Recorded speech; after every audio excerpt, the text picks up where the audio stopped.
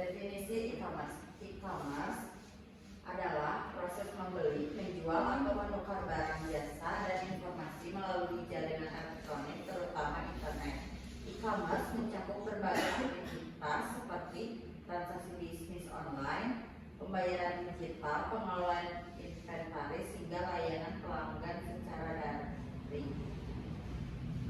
Next. Kerangka hukum e-commerce di Indonesia ada 8. Yang pertama ada Undang-Undang Dasar, yang kedua perlindungan konsumen, yang ketiga perlindungan data pribadi, yang keempat pajak dan kepatuhan perpajakan, yang kelima hukum persaingan usaha, yang keenam peraturan spesifikasi e-commerce, yang ketujuh hak kekayaan intelektual, dan yang terakhir keamanan siber dan infrastruktur teknologi. Kontrak elektronik. Pengertiannya, kontrak elektronik adalah perjanjian yang dibuat, disepakati dan atau dilaksanakan secara elektronik melalui sistem informasi atau media elektronik. Kontrak ini biasanya digunakan dalam transaksi elektronik seperti pembelian online, layanan digital, atau perjanjian bisnis yang difasilitasi oleh teknologi digital. Dalam konteks hukum di Indonesia, kontrak elektronik diatur dalam Undang-Undang Nomor 11 Tahun 2008 tentang Informasi dan Transaksi Elektronik, sebagaimana telah diubah dengan UU Nomor 19 Tahun 2016 berdasarkan pasal 1 angka 17 UU ITE. Kontrak elektronik diartikan sebagai perjanjian antara pihak yang dibuat melalui sistem elektronik. Next. Perlindungan konsumen. Perlindungan konsumen adalah upaya untuk melindungi hak-hak konsumen agar mereka tidak dirugikan oleh pelaku usaha dalam proses pembelian barang atau jasa. Perlindungan ini bertujuan untuk menciptakan keseimbangan antara hak dan kewajiban konsumen serta pelaku usaha sehingga tercipta perdagangan yang adil, aman, dan etika. Dasar hukum di Indonesia. Perlindungan konsumen diatur 1 Undang-Undang Nomor 8 Tahun 99 tentang perlindungan konsumen. 2 UPK 2 peraturan terkait lainnya seperti Undang-Undang Nomor 7 2014 tentang perdagangan. Next. Adapun perlindungan data pribadi. Prinsip perlindungan data pribadi diatur dalam Undang-Undang Nomor 27 Tahun 2022 tentang perlindungan data pribadi di Indonesia. UU ini mengatur bagaimana data pribadi harus dikelola dan dilindungi untuk memastikan privasi dan keamanan informasi individu. UU PDP mengatur sanksi administrasi pidana dan denda untuk pelanggaran prinsip-prinsip tersebut. Hal ini mencakup denda sehingga miliaran rupiah atau hukuman pidana bagi yang melanggar. UU PDP bertujuan untuk memberikan perlindungan yang lebih kuat terhadap privasi individu dan individu di era digital. Selanjutnya ada hak kekayaan intelektual. Hak kekayaan intelektual sangat penting dalam e-commerce karena melindungi kreativitas dan inovasi yang ada dalam platform digital. Berikut ada beberapa alasan mengapa HKI penting dalam e-commerce. 1. Perlindungan inovasi. 2. Kepercayaan konsumen. 3. Meningkatkan nilai bisnis. 4. Mencegah pelanggaran dan penipuan. 5. Menjamin keunggulan kompetitif. Dan 6. Perlindungan konten digital. Selanjutnya ada perpajakan dalam e-commerce. Perpajakan ini pelaku usaha e-commerce memiliki beberapa kewajiban perpajakan yang perlu dipenuhi sesuai dengan peraturan perpajakan yang berlaku di Indonesia. Beberapa kewajiban utamanya antara lain yang pertama, pendaftaran wajib pajak. Pelaku usaha e-commerce wajib mendaftarkan diri sebagai wajib pajak ke kantor pajak setempat jika sudah memenuhi kriteria tertentu seperti memiliki omset yang melebihi batas tertentu. Dan yang kedua, pajak penghasilan yang dikenal dengan PPH. Pelaku usaha e-commerce dikenakan pajak penghasilan atas laba yang diperoleh dari usaha mereka. Jenis pajak yang dikenakan bisa berupa PPH pasal 21 untuk karyawan, PPH pasal 22 untuk badan usaha yang melakukan transaksi dengan pemerintah, atau PPH pasal 25 atau 29 untuk wajib pajak badan. Dan yang ketiga, pajak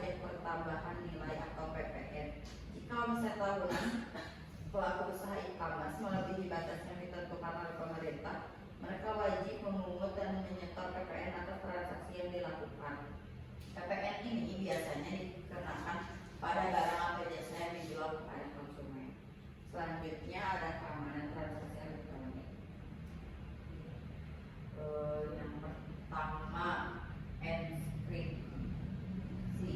Enskripsi adalah proses mengubah data asli menjadi bentuk yang tidak dapat dibaca menggunakan algoritma tertentu dan kunci enskripsi. 2. Sertifikat digital. Sertifikat digital adalah dokumen elektronik yang digunakan untuk mengidentifikasi pihak secara digital dan memastikan bahwa informasi yang dikirimkan tidak diubah. Selanjutnya ada penyelesaian sengketa. Penyelesaian sengketa merujuk pada proses menyelesaikan perselisihan atau konflik antara dua pihak atau lebih yang melibatkan hak kewajiban atau kepentingan. Proses penyelesaian sengketa dapat dilakukan melalui beberapa mekanisme, diantaranya ada negosiasi, mediasi, arbitrase, dan litigasi. Selanjutnya tanggung jawab penyedia platform.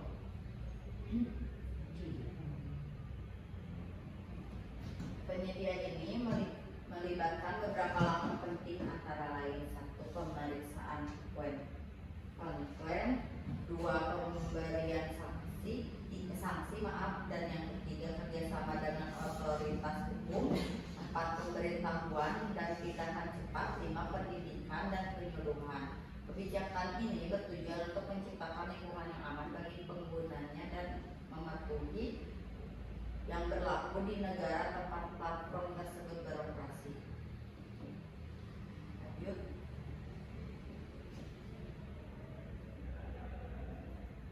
Tentang hukum dalam e-commerce dapat mencakup beberapa aspek, diantaranya 1. Perlindungan konsumen. Dalam e-commerce, perlindungan terhadap konsumen sangat penting, terutama terkait dengan hak-hak konsumen dari transparansi informasi dan proses pengembalian barang atau pengembalian dana. 2. Ada privasi dan keamanan data. E-commerce seringkali mengumpulkan data pribadi pengguna sehingga masalah privasi perlindungan data menjadi tantangan besar. Ketiga, transaksi dan pembayaran. Transaksi online yang aman memerlukan sistem pembayaran yang dapat diandalkan dan terlindungi dari penipuan, pajak, dan regulasi keuangan. E-commerce seringkali melibatkan transaksi lintas negara yang dapat menyebabkan kebingungan terkait dengan kewajiban pajak dan regulasi. Dan kelima, ada hak kekayaan intelektual. Keenam, hukum kontrak dan ketentuan layanan. Ketujuh, masalah jasa pengiriman. Semua tantangan ini mengharuskan peraturan dan kebijakan fleksibel serta penegakan hukum yang jelas untuk menciptakan lingkungan yang aman bagi semua pihak dalam sistem e-commerce. Kesimpulannya, aspek hukum dalam e-commerce mencakup berbagai hal yang berkaitan dengan transaksi elektronik, perlindungan konsumen, hak cipta dan kewajiban antara pelaku usaha dan konsumen.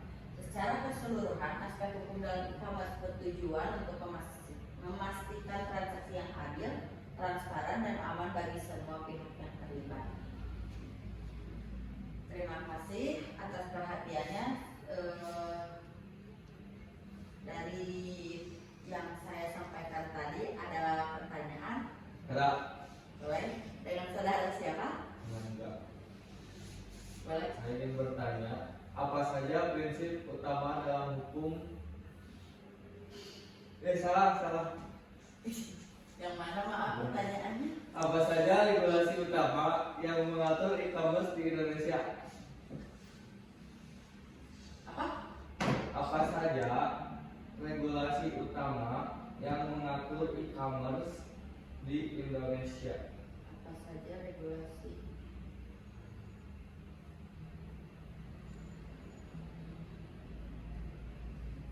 Oke.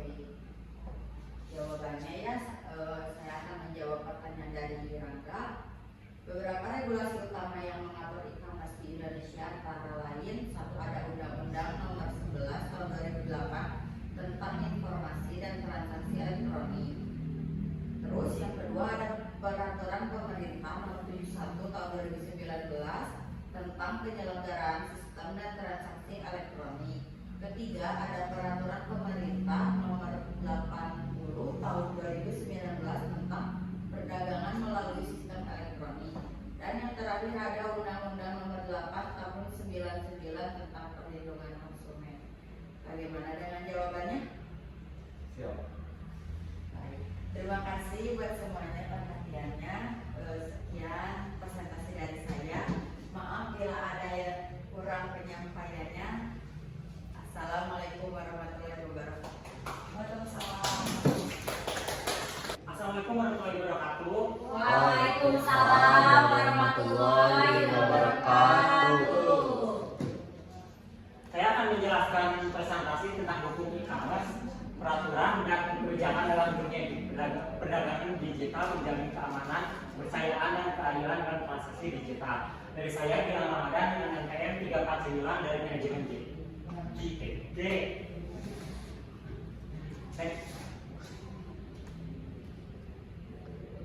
Definisi e-commerce perdagangan barang dan jasa secara elektronik melalui internet. Adanya pentingnya hukum e-commerce sangat penting untuk menciptakan keadilan, kepercayaan dan keamanan dari transaksi online.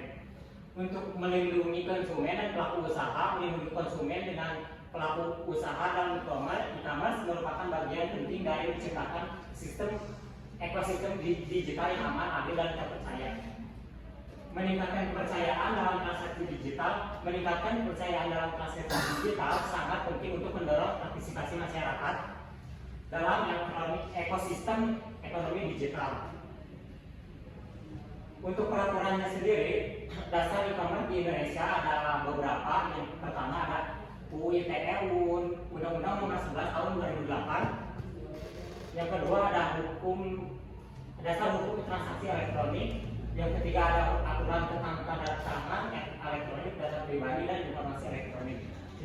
Yang keempat ada Undang-Undang Perlindungan Konsumen, Undang-Undang Nomor 8 Tahun 1999. Dan yang kelima, hak dan kewajiban konsumen serta pelaku usaha.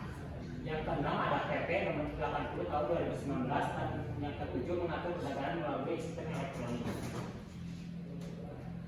Untuk tanggung jawab pelaku e-commerce ada beberapa hal juga.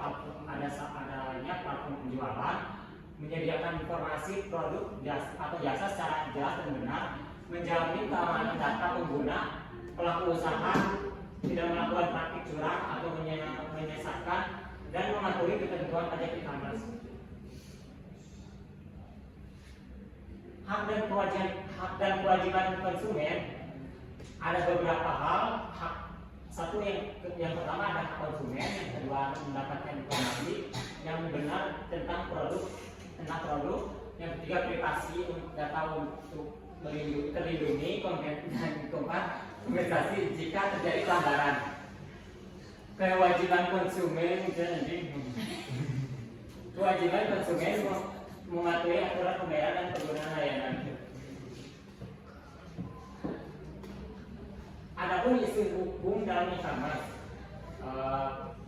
salah satunya ada pelanggaran data pribadi, contohnya ada kebocoran data pelanggan, dan penipuan online, contohnya produk tidak sesuai deskripsi, hak dan merek dagang, penjualan produk palsu, itu untuk contohnya sendiri.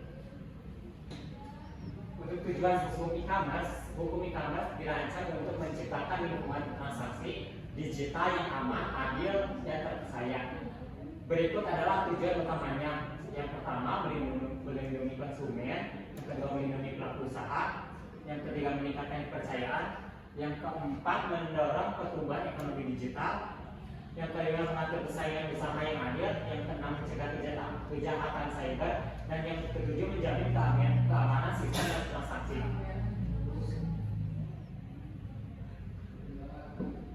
Untuk perkembangannya sendiri, perkembangan dan tantangan hukum e-commerce ada 4, yaitu perkembangan teknologi, AI dan otomatis dalam transaksi digital, tantangan globalisasi, dan regulasi lintas negara.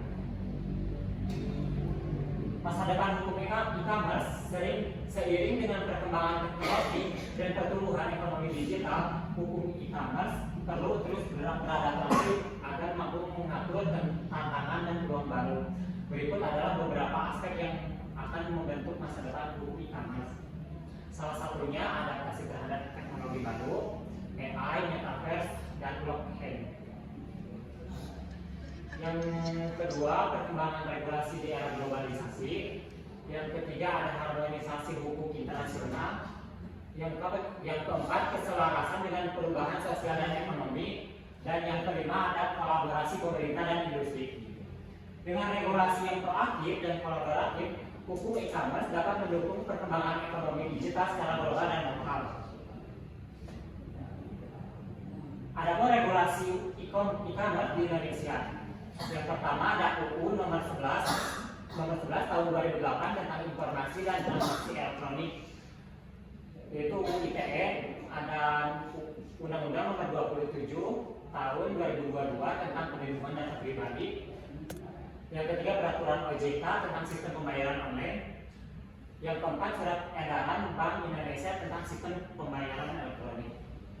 Regulasi ini bertujuan untuk menciptakan ekosistem e-commerce yang pertama, satu, aman melindungi konsumen dan pelaku usaha dan dari resiko penipuan dan kejahatan cyber.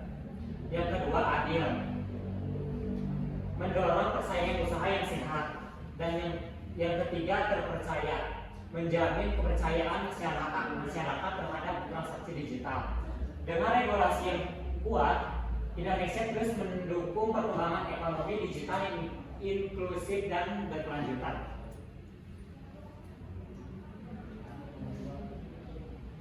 Perlindungan konsumen dalam e-commerce bertujuan menjaga hak dan konsumen agar terlindungi dari resiko seperti penipuan, barang tidak sesuai, hingga pelanggaran privasi. Berikut adalah bentuk perlindungannya. Yang pertama, hak atas informasi produk. Yang kedua, keamanan data pribadi. Yang ketiga, kebijakan pengembalian barang atau dana. Yang keempat, penyelesaian sengketa. Yang kelima, pengawasan oleh pemerintah dan platform e-commerce. Dengan perlindungan yang komprehensif, konsumen dapat merasa lebih aman dalam berpartisipasi dalam ekosistem digital. Tantangan dalam e-commerce, meskipun e-commerce terus berkembang pesat, terdapat sejumlah tantangan yang perlu diatasi untuk menciptakan ekosistem yang aman, adil, dan berkelanjutan. Berikut adalah beberapa tantangan utamanya: penipuan online, kebocoran data pribadi, persaingan tidak sehat, kurangnya edukasi konsumen dan pelaku usaha, kesenjangan teknologi dan literasi digital, penyelesaian sengketa yang kompleks. Untuk kesimpulannya sendiri, hukum e-commerce merupakan elemen vital dalam mendukung pertumbuhan ekonomi digital. Regulasi ini bertujuan menciptakan ekosistem perdagangan elektronik yang aman, adil, dan terpercaya. Dengan regulasi yang komprehensif, hukum e-commerce dapat menjadi fondasi untuk mendorong inovasi, melindungi semua pihak yang terlibat dan memperkuat ekonomi digital baik di tingkat nasional maupun internasional. Terima kasih atas perhatian dan partisipasinya. Semoga presentasi ini memberikan wawasan yang berguna untuk pentingnya hukum e-commerce di dunia digital. Jika ada pertanyaan, saya siap untuk menjawab.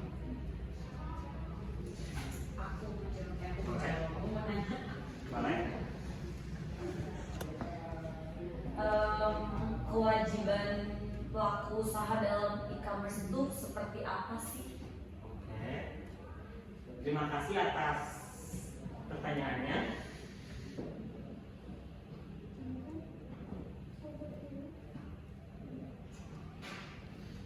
Kewajiban pelaku usaha dalam e-commerce, ada beberapa kewajiban pelaku usaha di e-commerce. Yang pertama, memberikan informasi yang benar.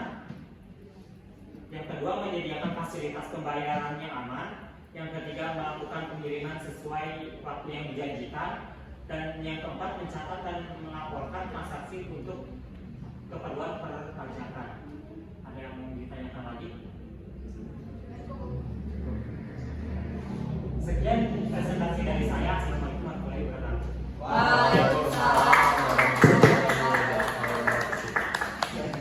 Assalamualaikum warahmatullahi wabarakatuh. Waalaikumsalam warahmatullahi wabarakatuh.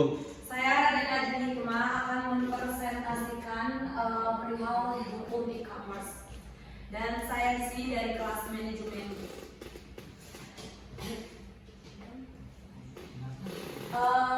Di sini saya akan menjelaskan sedikit tentang definisi, manfaat, jenis e-commerce, hukum e-commerce, dan juga hak serta kewajiban. Untuk definisi e-commerce, di sini adalah proses transaksi jual beli secara elektronik yang dilakukan melalui media digital. Untuk e-commerce merupakan bagian dari e-bisnis yang cakupannya lebih luas, mencakup pengkolaborasian mitra bisnis, pelayanan nasabah, dan juga lowongan pekerjaan. Next. Seperti yang kita tahu ya, di sini untuk e-commerce itu kan sangat meningkat ya dari tahun ke tahun, bisa sampai di 10,12%. Dan untuk banyaknya pengguna internet di Indonesia membuat bisnis e-commerce atau jual beli online sekarang semakin berkembang, terutama di Indonesia.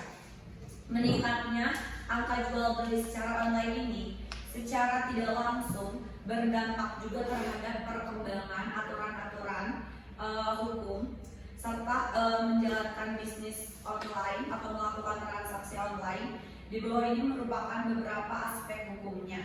Nanti saya jelaskan di slide selanjutnya.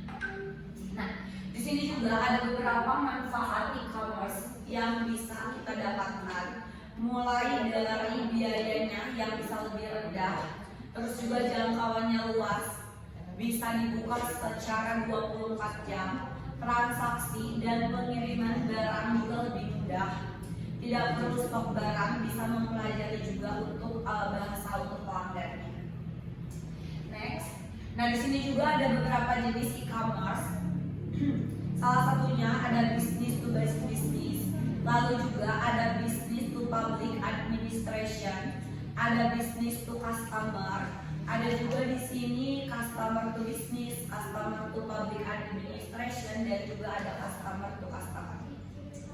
Next.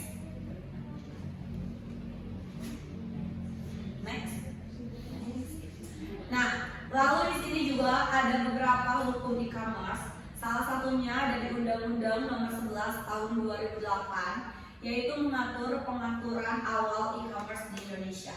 Lalu ada juga Undang-Undang Nomor 19 Tahun 2016 tentang informasi dan transaksi elektronik.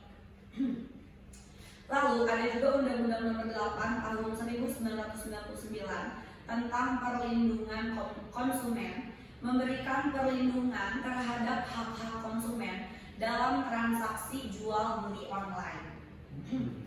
Lalu juga ada Peraturan Pemerintah Nomor 80 Tahun 2019 tentang perdagangan melalui sistem elektronik, mendorong perkembangan e-commerce yang berkelanjutan. Oke, next. Nah, lalu di sini untuk regulasi e-commerce di Indonesia dirancang untuk mengatur dan melindungi berbagai pihak yang terlibat dalam perdagangan elektronik. Berikut beberapa aturan yang penting berlaku di Indonesia. Nomor 1 ada Undang-Undang Nomor 11, yaitu mengatur penggunaan sistem elektronik, memberikan dasar hukum juga untuk transaksi elektronik dan perlindungan konsumen serta pengelolaan data pribadi. Poin yang kedua, ada Peraturan Pemerintah Nomor 80-nya yang merupakan regulasi khusus yang mengatur pelaksanaan e-commerce untuk pendaftaran pelaku usaha yang memfasilitasi transaksi elektronik, penyediaan informasi yang lengkap dan benar terkait produk. Ada juga perlindungan konsumen termasuk hak untuk mengembalikan produknya yang cacat. Terus next, untuk yang ketiganya, poin ketiga untuk Undang-Undang Nomor 8 Tahun 99, ini juga berlaku untuk e-commerce dalam hal perlindungan hak-hak konsumen, terus juga melindungi konsumennya dari praktik dan usaha yang merugikan. Poin yang keempat, Peraturan Menteri Perdagangan Nomor 50 Tahun 2020 mewajibkan pelaku usaha untuk mencantumkan data dan informasi yang akurat. Juga menentukan kewajiban penyedia platform online terkait pengawasan dan pelaporan transaksi. Lalu untuk poin yang kelima, Undang-Undang Nomor 7 memasukkan perdagangan elektronik sebagai bagian dari perdagangan yang sah. Lalu untuk poin yang keenam, peraturan terkait perlindungan data pribadi mengatur pengelolaan data pribadi pengguna dalam sistem elektronik. Next. Nah, di sini ada beberapa hak dan kewajiban penjual barang atau jasa secara online. Salah satunya, satu, menyerahkan hak milik atas barang yang diperjualbelikan, menanggung kenikmatan serta menanggung cacatnya yang tersembunyi, memberi informasi tentang barang atau jasa yang dijual secara benar, jujur, jelas, dan sebagainya. Next.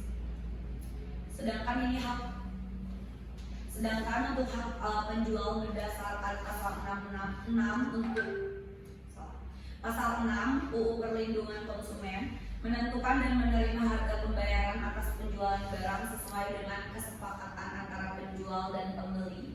Poin yang kedua, mendapatkan perlindungan hukum dari tindakan pembeli yang beritikat tidak baik. Lalu poin yang ketiga, hak untuk melakukan pembelaan dari sepatutnya dalam penyelesaian sengketa. Dan poin yang keempat, hak untuk rehabilitasi nama baik apabila terbukti secara hukum merugikan konsumen yang tidak diakibatkan oleh barang atau jasa yang diperdagangkan. Next lagi.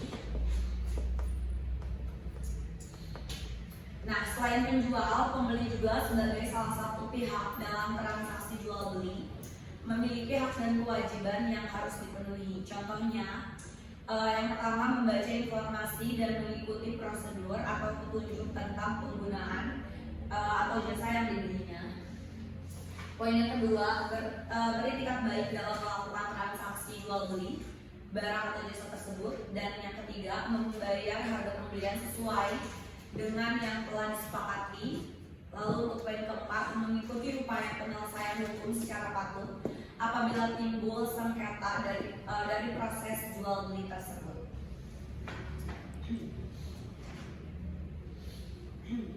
Sedangkan untuk melindungi pembeli sebagai konsumen dari hal-hal yang dapat merugikan konsumen atas perbuatan yang tidak bertanggung jawab, ini ada pasal 4 UU Perlindungan Konsumennya ya. Yang pertama, hak atas kenyamanan, keamanan, keselamatan, hak memilih juga serta mendapatkan barang atau jasa dengan kondisi yang sesuai. 3, mendapatkan informasi secara benar, jujur, dan jelas. Poin yang keempat, mendapatkan juga pelayanan dan perlakuan secara benar dan tidak diskriminatif. Poin yang kelima, didengarkan pendapatnya atau keluhannya atas kondisi barang atau jasa yang dibelinya. 6, mendapatkan perlindungan hukum secara patuh apabila dari proses jual beli tersebut timbul sengketa. Yang ke-7, mendapatkan kompensasi atau ganti rugi apabila barang jasa yang dibelinya tidak sesuai. Dan poin yang terakhir, mendapatkan pembinaan dan pendidikan konsumen. Nah, ini untuk beberapa aspek hukum e-commerce-nya. Udah. Nah, lalu di sini untuk kesimpulan e-commerce kenapa harus didasari dengan hukum? Karena jika nanti terjadi beberapa sengketa antara penjual dan pembeli, itu bisa melindungi konsumen. Jika ada posisi yang jadi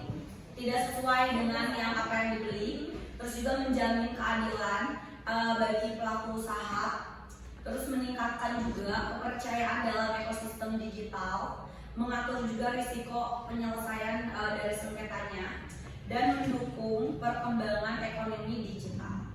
Seperti itu aja mungkin ya. Ada yang mau ditanyakan? Tanyakan. Boleh.